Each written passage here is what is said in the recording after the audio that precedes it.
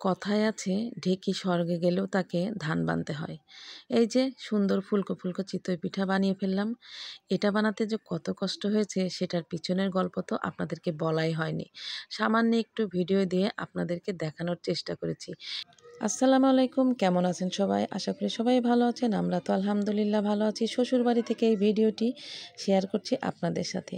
আর এই যে ধান থেকে চাল, চাল থেকে চালের গুঁড়া হারাতে বসেছে এই ঢেকি। শহরে তো পাওয়াই যাবে না ঢেকি, আর শহরের মানুষ তো মেশিনে চাউলের গুঁড়া করে, আর গ্রামে কিন্তু এখনও এই প্রাচীন পদ্ধতি রয়ে গেছে। আর এই ঢেকিটার বয়স কিন্তু মাশাআল্লাহ প্রায় 100 বছর হতে চলেছে।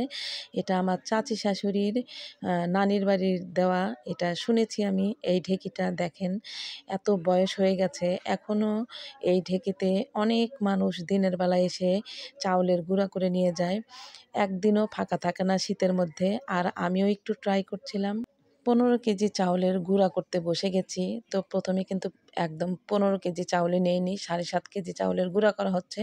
আর বিকেলবেলা হচ্ছে 7.5 কেজি চাউলের গুঁড়া করা হবে, কারণ একবারে 15 কেজি চাউলের গুঁড়া করা সম্ভব না। যাকে আমি নিয়েছি হেল্পিং হ্যান্ড হিসেবে, ওর আসলে সম্ভব না, সেই জন্য অর্ধেক করে নেওয়া হয়েছে। আর আমি একটু পাশাপাশি হেল্প করছিলাম, তা না হলে তো হবে না। মাঝে মাঝে আমিও একটু গুঁড়াগুলোকে চেলে নিচ্ছিলাম। তো এইভাবে কিন্তু গ্রামের বাড়িতে চাল থেকে চালের গুঁড়া করা হয়, তারপরেই পিঠা বানাতে হয়। এটা কিন্তু অনেক কষ্টের ব্যাপার।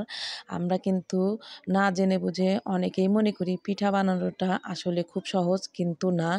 গ্রামের বাড়িতে এই যে ঢেকিতে পাট দিয়ে গুঁড়া করলে কিন্তু পিঠাগুলো অনেক সুন্দর হয়, খেতেও অনেক মজা লাগে। আর সেই গুঁড়াটা লংজিভিটি অনেক ভালো থাকে। তো যাই হোক, যেহেতু গ্রামে এসেছি আর ঢেকিতে গুঁড়া করে নেব না তা তো হয় না। আমি আবার মিষ্টি জাতীয় জিনিসটা একটু বেশিই পছন্দ করি।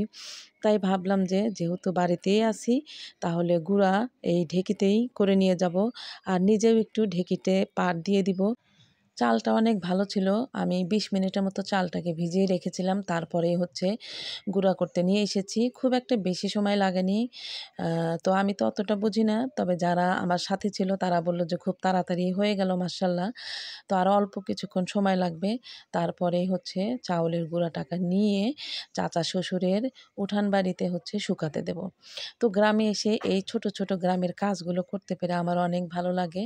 ইতিমধ্যেই আমি চাচা শ্বশুরের আঙিনাতে এসে এই তো চাচি শাশুড়িদের কাছ থেকে এই কাগজ, ওড়না, তারপরে গুঁড়া কার উপরে দেব সব কিছু কিন্তু তাদের কাছ থেকে নিয়ে সুন্দর করে চাউলের গুঁড়াটাকে এইভাবে শুকাতে দিলাম। আর মাঝে মাঝে একটু ওড়নাটাকে উঠিয়ে এই কাঠি দিয়ে নেড়ে নেড়ে দিচ্ছিলাম যেন ভালোভাবে শুকিয়ে যায়।